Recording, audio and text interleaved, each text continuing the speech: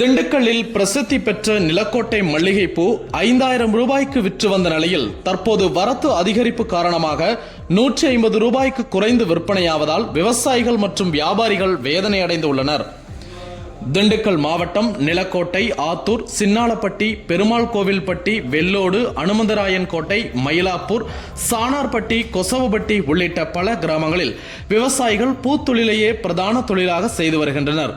இப்பகுதியில் மல்லிகைப்பூ, முல்லைப்பூ, ஜாதி மல்லி, சம்பங்கி, செவ்வந்திப்பூ, மரிக்கொழுந்து, செண்டுமல்லி உள்ளிட்ட பூ வகைகள் இப்பகுதியில் அதிகம் வெள்ளாமை செய்யப்பட்டு இங்கிருந்து திண்டுக்கல்லில் உள்ள சந்தைக்கு கொண்டு செல்லப்படுகிறது. இந்த நிலையில் இங்கு கொண்டு வரக்கூடிய பூக்களை வியாபாரிகள் மூலம் திருச்சி, தஞ்சை, மயிலாடுதுறை, சென்னை, கோவை, தாராபுரம் போன்ற வெளி மாவட்டங்களுக்கும் மலேசியா, சிங்கப்பூர் உள்ளிட்ட வெளிநாடுகளுக்கும் அதிக அளவில் ஏற்றுமதி செய்கின்றனர். இந்த நிலையில் கடந்த மாதம் வரை லேசான சாரல் மழையும் பனி மூட்டங்களும் சூழ்ந்து காணப்பட்டதால் பூக்களின் தரம் உயர்ந்து மார்க்கெட்டிற்கு பூக்களின் வரத்து அதிகரிக்க தொடங்கியது.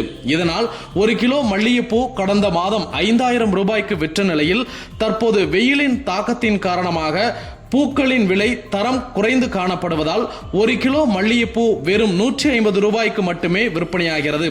இதனால் விவசாயிகள் மற்றும் வியாபாரிகள் பெரும் சோகத்தை ஏற்படுத்தியுள்ளது.